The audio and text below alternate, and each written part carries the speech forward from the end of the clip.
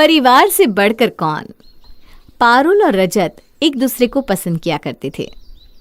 रजत, हमें साथ रहते हुए कितना वक्त हो गया है, अब तो तुम मेरे घर पे हमारे बारे में बात करो। ठीक है, मैं अपने परिवार के साथ कल तुम्हारे घर आकर आमने सामने बात कर लेता हूँ, ठीक है? रजत की बात सुनकर पारुल बहुत खुश हो जाती है और अगले दिन रजत अपने दादा दादी और मम्मी पापा के साथ पारुल के घर आता है। भाई साहब, मेरी बेटी ने अपनी पसंद का लड़का चुना है, तो वो तो लाखों में एक ही होगा। हमें ये रिश्ता मंजूर है। बेटा, तुम चिंता ना करो, तुम्हारी बेटी अब से हमारी भी बेटी है। दादाजी, क्या आप लोग सभी साथ में रहते हैं? हाँ बेटा, हम तो अपने परिवार को एक साथ लेकर चलते हैं, बिना परिवार के सब अधूरा। जी, आपने बिल्कुल सही कहा। उसी दिन पारुल और रजत का रोका हो जाता है और शादी की डेट भी अगले महीने की रख दी जाती है। बातचीत करने के बाद रजत परिवार के साथ वहां से चला जाता है। उनके जाते ही पारुल की माँ कविता पारुल को अकेले में ले जाकर कहती है, बेटा, तूने शादी से पहले देख तो लिया था कि रजत का परिवार कितना बड़ा है। क्या तू मैनेज कर पाएगी इतने बड़े परिवार में? माँ, मैं भी यही सोच रही हूँ कि मैं इतने बड़े परिवार में कैसे रहूँगी। देख बेटा, शादी को अभी 1 महीना बाकी है। तू रजत से बात कर और उसको समझा। हाँ मम्मी, बस एक बार जो इंटरव्यू दिया था ना, उसका जवाब आ जाए। कौन सा इंटरव्यू बेटा? अरे वो माँ, मैंने यूके देश में एक जॉब का इंटरव्यू दिया था। अगर मुझे जॉब मिल गई तो मैं रजत से कहूँगी कि अब वो अपनी फैमिली को छोड़कर यूके में मेरे साथ बस जाए। अरे वाह वाह, तूने तो बहुत अच्छा दिमाग लगाया। बस अब जल्दी से तेरा इंटरव्यू क्लियर हो जाए, तेरी जॉब लग जाए, फिर उसके बाद तू रजत के साथ अकेले आराम से रह पाएगी। ना कोई बड़ा परिवार, ना कोई जिम्मेदारियाँ। ऐसे ही कुछ दिन निकल जाते हैं। एक दिन पारुल की भाभी श्वेता और कविता में तू मैं हो जाती है। बहू, ये कौन सा तरीका है काम करने का? अगर काम करने का मन नहीं था तो मना करती। ऐसे थोड़ी ना काम होता है। माँ जी, आप तो मुझे सिखाओ मत कि काम कैसे किया जाता है। आज तक मैंने कौन से काम में गलती करी है? हाँ, तू तो एकदम एक्सपर्ट आई थी अपने मायके से। बस संस्कार सिखाना भूल गए तेरे माँ बाप, और यहाँ आकर तूने मुझे भी झगड़ना सिखा दिया। भाई, तू तो मेरी सास हो गई। माँ जी, मेरा ऐसा मतलब नहीं था। आप बात को ना ज्यादा तूल दे रही हैं। हाँ, अब तो मैं ही तूल दूंगी बातों को। तुझे थोड़ी ना कुछ करना आता है। माँ जी, ऐसा है तो आप अपना काम खुद करिए, मुझे कुछ नहीं करना। या तो मुझसे ढंग से बात करो, वरना मैं कोई काम नहीं करूंगी। ऐसा कहकर श्वेता अपने कमरे में पैर पटकती हुई चली जाती है। वहीं दूसरी तरफ गुस्से में आग बबूला हो रही कविता कहती है, देखो तो सही बहू के नखरे। आते ही ससुराल पर कब्जा करना चाहती है, और जरा सा कुछ बोल दो तो बस पैर पटकते अपने कमरे में चली जाती है। ऐसे चलाएंगे ससुराल?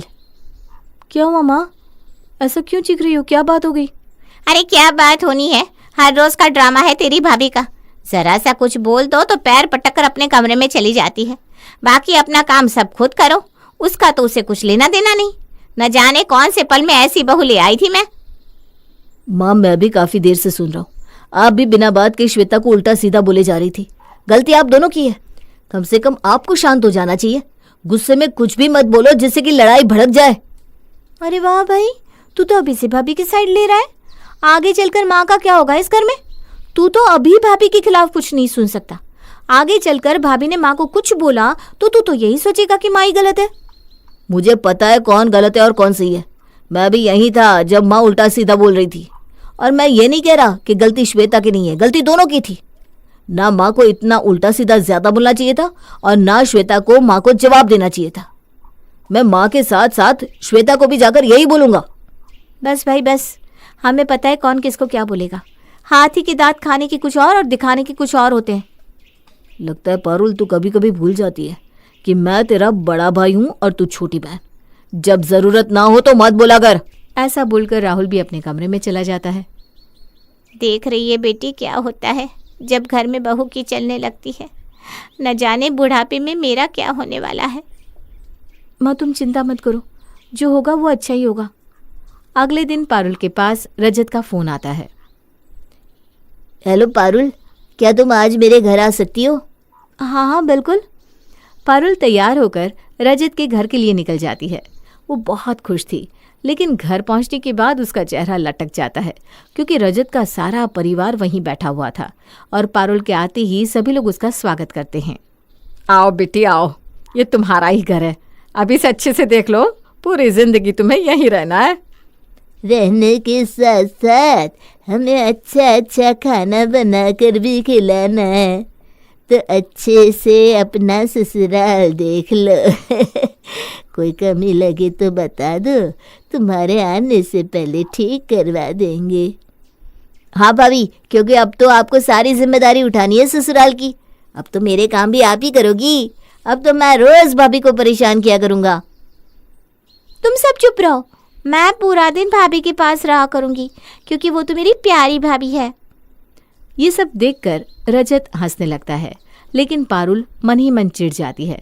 सभी लोग उसे मक्खी की तरह घेरे हुए थे और रजत से बात भी नहीं करने दे रहे थे। अरे बहू, पहली बार ससुराल आई हो अपने, कम से कम सर पर पल्ला तो रख लो, ऐसा खाली सर अच्छा लगता है क्या? सास की बात सुनकर पारुल जल्दी से अपने सर पर पल्ला रख लेती है। रजत बेटा, एक काम कर, तू बहू को अपना कमरा दिखा दे। अगर उसे कमरे में कोई भी बदलाव करना हो तो अभी से बता दे। हाँ पापा, आप सही कह रहे हो।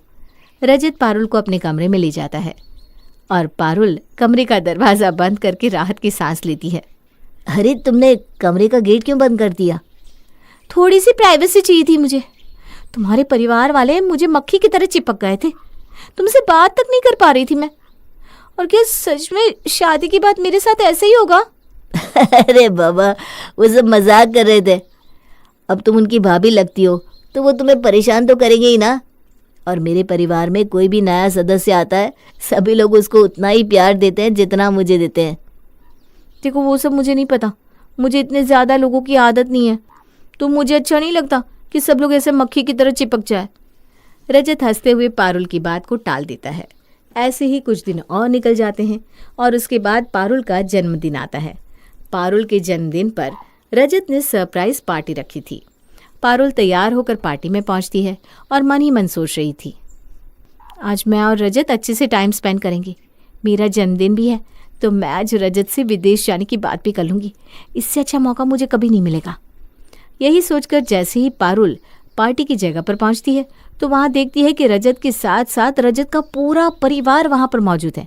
ये देखकर वो उदास हो जाती है, लेकिन वो अपने चेहरे पर कुछ नहीं दिखाती। बहू, जन्मदिन मुबारक हो तुम्हें। अब बताओ तुम्हें सरप्राइज कैसा लगा? खुश हो ना तुम? पूरे परिवार ने तुम्हारे जन्मदिन के लिए कई दिनों से तैयारी कर रखी थी कि हमारी बहू का जन्मदिन है। कैसा लगा तुम्हें सब? बहुत अच्छा है, मैं बहुत खुश हूँ कि आप सब लोग मेरे जन्मदिन पर आए। पारुल खुश होने का नाटक करते हुए केक कट करती है। सभी लोग पार्टी एंजॉय करते हैं। पार्टी खत्म होने के बाद रजत पारुल को घर छोड़ने के लिए जाता है। ये सब क्या था रजत? क्या था मतलब? तुम्हारा जन्मदिन था? मेरा जन्मदिन तो था, लेकिन तुम्हारे साथ मुझे अकेले मनाना था, ना ही कि तुम्हारे पूरे परिवार के साथ। तुमने तो मेरे सारे किए कराए पर पानी फेर दिया। अरे, मैं मेरे परिवार से अलग थोड़ी ना हूँ। तुम्हारा जन्मदिन था तो जितना मैं खुश था उतना ही मेरा परिवार भी खुश था। तो सबने बोला कि तुम्हारा जन्मदिन सब साथ में मनाते हैं और मैं मना नहीं कर पाया। इसमें इतनी बड़ी बात क्या हो गई? तुम कहना क्या चाहती हो, साफ साफ बोलो। मैं कहना यही चाह रही हूँ कि ऐसे अपना नहीं चलने वाला, कि तुम अपने पूरे परिवार को साथ लेकर चलो, क्योंकि मैं इतने बड़े परिवार में नहीं रह सकती हूँ। तुम्हारा दिमाग तो ठीक है, तुम्हें पता भी है तुम क्या बोल रही हो? हाँ, मुझे पता है मैं क्या बोल रही हूँ। अभी तुम गुस्से में हो, कल हम इस बारे में आराम से बैठकर बात करते हैं। फिलहाल तुम्हारा घर आ गया है, तुम घर जाओ। रजत भी खराब मूड में पारुल को ऐसा कहकर वहाँ से चला जाता है। पारुल अपने घर आ जाती है। वहीं दूसरी तरफ कविता और श्वेता की तू मैं चल रही थी। बहू, तुमने क्या नाटक लगा रखा है? तुम्हारा ये हर रोज का है, हर बात पर झगड़ा करना। तो माँ जी, मैंने क्या गलत कहा आपको? मैंने इतना ही कहा कि मुझे अपने मायके जाना है। क्या इतना भी अधिकार नहीं है मेरा कि मैं अपने मायके जा सकूं? अभी तो तुम अपने मायके होकर आई थी, हर बार कुछ न कुछ दिनों में मायके जाना होता है तुम्हें। माँ जी, लास्ट टाइम मैं मायके कब गई थी, आपको याद है? हाँ, क्यों याद नहीं? अभी पिछले महीने तो गई थी तू। माँ जी, कम से कम इस उम्र में झूठ तो मत बोलिए। मैं मायके 6 महीने पहले गई थी। हे राम, ये देखो आजकल की बहू कैसे अपनी सास को झूठ बोल रही है। यही सुनना बाकी रह गया था इस घर में बस। माँ जी, आप ना बातों को घुमा रही है और अब बिना बात की लड़ाई कर रही हो आप। हाँ, तेरे लिए तो मैं ही गलत हूँ ना। दुनिया की हर सास गलत है अपनी बहू के लिए। एक बहू ही बेचारी होती है जो सब सही बोलती है। इतने में ही पारुल घर के अंदर आती है। दोनों की आवाज सुनकर कहती है, इस घर में 2 मिनट का चैन नहीं है। आते ही यहाँ चिक चिक चालू हो जाती है। अब क्या हुआ भाभी, क्यों लड़ रहे हो आप दोनों? पारुल, अगर तुम्हें कुछ पता नहीं है ना तो बीच में मत बोलो, चुप ही रहो। भाभी, इस तरीके से आप कैसे बात कर सकती हो? आने दो भैया को, मैं सब बताती हूँ कि आप कैसे बिना वजह लड़ती रहती हो। राहुल बाहर खड़ा होकर सुन रहा था, तभी वो अंदर आता है। बेटा देख, कैसे तेरी बीवी हमारी बेइज्जती कर रही है। उसने तो तेरी बहन को भी नहीं छोड़ा सुनाने में। माँ, मैं घर के बाहर खड़ा सब सुन रहा था, यहाँ क्या चल रहा था सब पता है मुझे। और जब सास बहू लड़ रही है तो पारुल को क्या जरूरत थी आपके दोनों के बीच में बोलने की? माँ, भाई से क्यों बोल रही हो? वो तो भाभी की ही साइड लेगा ना। पारुल, तेरा ना अब बहुत ज्यादा होता जा रहा है। तू अपनी जुबान पर थोड़ा लगाम लगा। और आप लोगों को इतनी ज्यादा ही प्रॉब्लम है श्वेता के यहाँ रहने से, तो मैं श्वेता को लेकर अलग हो जाऊंगा। आप दोनों रहो इस घर में। मैं श्वेता को लेकर कल का कल इस घर से चला जाऊंगा। हाँ, बस यही दिन देखना बाकी रह गया था। खुश है ना बहू अब तू? अब तो तेरे दिल को सुकून मिल गया होगा। माँ जी, आप ये कैसे बात कर रही हो? और आप ऐसे गुस्से में कुछ भी मत बोलिए। घर में छोटी मोटी लड़ाइयाँ हो जाती है, इसका मतलब ये नहीं कि घर छोड़कर चले जाएं। अरे तो मैं क्या करूं? रोज का हो गया ये, बिना बात तुम दोनों आपस में लड़ती रहती हो। इसका कुछ ना कुछ तो करना ही होगा ना। अब मैं किसी की कुछ नहीं सुनूंगा।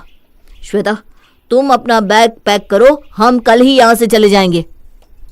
ये कहकर राहुल श्वेता को अपने कमरे में ले जाता है। तभी पारुल राहुल के कमरे में जाकर कहती है, भाई आप ये क्या कर रहे हो? मैं 1 महीने बाद यहाँ से चली जाऊंगी, उसके बाद माँ को कौन देखेगा, ये सोचा आपने? आप माँ को अकेले छोड़कर जा रहे हो। एक बार तो आपने माँ के बारे में सोचा होता। अगर माँ को कुछ हो गया तो? लड़ाइयाँ किस घर में नहीं होती, पर इसका मतलब ये तो नहीं कि बेटा माँ को ही छोड़कर चला जाए। पारुल की बात सुनकर राहुल भावुक हो जाता है और माँ के पास जाकर कहता है, माँ, मुझे माफ़ कर दो। मुझसे बहुत बड़ी गलती हो गई। मुझे ऐसा नहीं कहना चाहिए था, लेकिन मैं क्या करता। आप दोनों की रोज़ रोज़ की लड़ाई से मैं भी परेशान हो चुका हूँ। लेकिन मैं आपको छोड़कर अब कहीं नहीं जाऊँगा। राहुल और कविता के बीच में सब कुछ ठीक हो गया था। अगला दिन हो जाता है और पारुल का इंटरव्यू लेटर आता है, जिसमें बताया जाता है कि पारुल विदेश की नौकरी के लिए सिलेक्ट हो गई है। वो बहुत खुश होती है। माँ, मेरा सिलेक्शन हो गया है विदेश में। अब आप देखना मैं रजत को कैसे राजी करती हूँ विदेश जाने के लिए। अब हम दोनों वहां पर अकेले रहेंगे और अकेले ही जिंदगी शुरू करेंगे। पारुल रजत को फोन करके बुलाती है। दोनों बाहर मिलते हैं। क्या हुआ पारुल, तुमने इतना अर्जेंसी में क्यों बुलाया? शादी को कुछ ही दिन रह गए हैं, घर वाले सभी तैयारी कर रहे हैं और मेरे पास भी बहुत सारे काम हैं। बोलो, क्या बात हो गई? ये बात भी बहुत अर्जेंट है, इसलिए मैंने तुम्हें यहाँ बुलाया। मैंने तुम्हें बताया था ना कि मैंने एक विदेश की कंपनी में इंटरव्यू दिया था। हाँ, मुझे याद तो है। क्या हुआ इंटरव्यू का? मैं सिलेक्ट हो गई हूँ और हम विदेश जाएंगे।